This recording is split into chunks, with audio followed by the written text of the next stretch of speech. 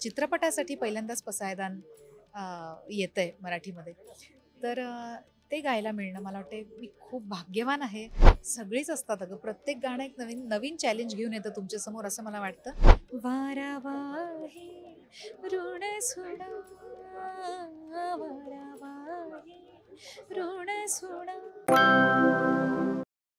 Hello नमस्कार friends, मी मज्जाची नीलम. ज्ञानेश्वरांची मुक्ताई या चित्रपटाचा आज म्युझिक लॉन्च सोहळा पार पडला आहे आणि ज्या गायिकेने या म्युझिक लॉन्च सोहळ्यात 4 चांद लावले असं बोलायला काहीच हरकत नाही.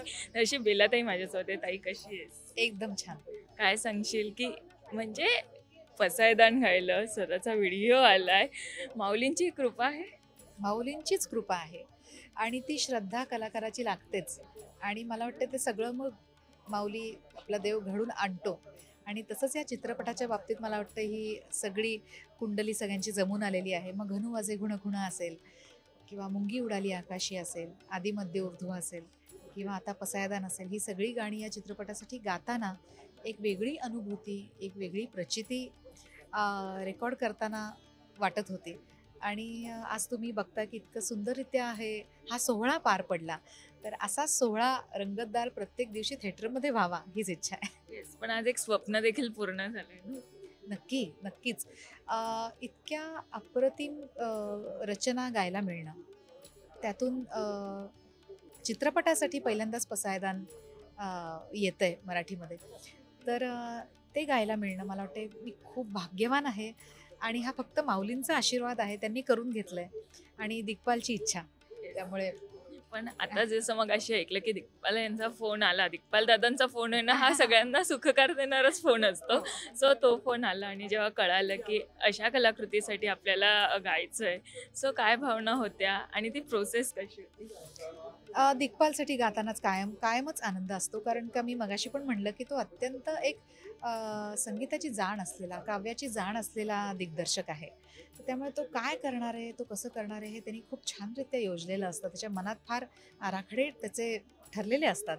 आणि त्याचप्रमाणे या चित्रपटामध्ये जेव्हा ही 4ही गाणी तो म्हणला मला तुझ्याकडनंच हवी आहेत, तर तेव्हा मी एक गोष्ट ठरवली की ही गाणी रेकॉर्ड करता, मी पुण्यात ही गाणी रेकॉर्ड केली. ही गाणी रेकॉर्ड करताना पूर्ण सप्ताह मी याच गाण्यांना दिला होता.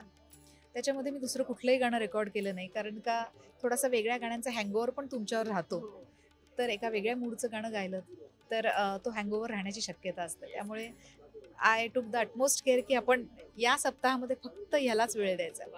पण ते असं आता म्हणालात की हँगओव्हर राहतो वेगवेगळ्या पद्धतीतली ती गाणी गाताना. सो एवढ्या पद्धतीत आपण गायल्यावर अशी गाणी गाताना किती चॅलेंजिंग असतं किंवा त्याच्यासाठी काही वेगळी मेहनत असते आणि 4 गाणी असतात, तेव्हा एक असं कोणतं गाणं जे सगळ्यात जास्त चॅलेंजिंग होईल? सगळीच असतात अगं. प्रत्येक गाणं एक नवीन नवीन चॅलेंज घेऊन येतं तुमच्यासमोर असं मला वाटतं. कारण शेवटी तो भक्तिरस आहे. तुम्ही सुरांना शरण जाणं फार फार गरजेचं आहे. माऊलींना शरण जाणं गरजेचं आहे. त्या त्या आदिशक्तीला दंडवत घालून मगच माईक समोर जाणं. आणि आपलं काही नाही आहे. आपल्याला फक्त जे आहे ते सादर करायचं ही भावना मनात असणं. येस, पण पसायदानाचा व्हिडिओ देखील आलाय, जोही पहिल्यांदाच असेल असा. सो ती एक वेगळी एक प्रोसेस होती, कारण गाणं हे सोपं असतं आणि तेव्हा आपण कॅमेऱ्याच्या मागे असतो आणि कॅमेरा समोर ते शूट होताना काय तेव्हा तिकडे काही सिच्युएशन्स होत्या किंवा कसं एक वातावरण होतं की ते गाणं गाताना? खरं सांगू ते शूट करायच्या वेळेला तारखा जुळत नव्हत्या, हे होत होतं, आता कुठे शूट करायचं, वेळ कमी आहे, असं सगळ्या ह्याच्यात दिग्पालनी इतकं उत्तम आणि इतकं अप्रतिम शूट केलं आहे ते की ते बघताना पणत्या लावल्या आहेत किंवा मागे तुळस दिसते आपल्याला. हे सगळं बघताना ना अक्षरशः प्रसन्न होतं मन.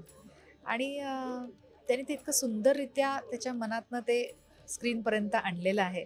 मला काहीच करायचं नव्हतं. मला फक्त बसायचं होतं आणि काय म्हणतो त्याला, एक ध्यानस्थ असण्याची भावना प्रत्येकाची तिथे त्यावेळेला होती. जसं आता या म्युझिक लॉन्च सोहळ्याचा शेवट इतका सुखकर झालाय, तसं या इंटरव्ह्यूचा पण व्हायला पाहिजे. सो 4 ओळी आता प्रेक्षकांसाठी. बापरे, मी एकदा चालू केलं की ते संपणार नाही. त्यामुळे आता गात नाही. पण पण 4 ओळी वेगळ्या गाण्याच्या प्रेक्षकांसाठी. घनुवाजे खुण खुणा वारा वाहे ऋण सुणा वारा वाहे ऋण सुणा भवतारको हा कान्हा वेगी भेटवा घनुवाजे खुण खुणा. Thank you so much. Thank you. Marathi मनोरंजन सृष्टीमधील मालिका, चित्रपट, नाटक तसेच कलाकारांबद्दलच्या नवीन अपडेट्स जाणून घेण्यासाठी नक्की सबस्क्राईब करा इट्स मज्जा मराठी या आपल्या नवीन यूट्यूब चॅनलला.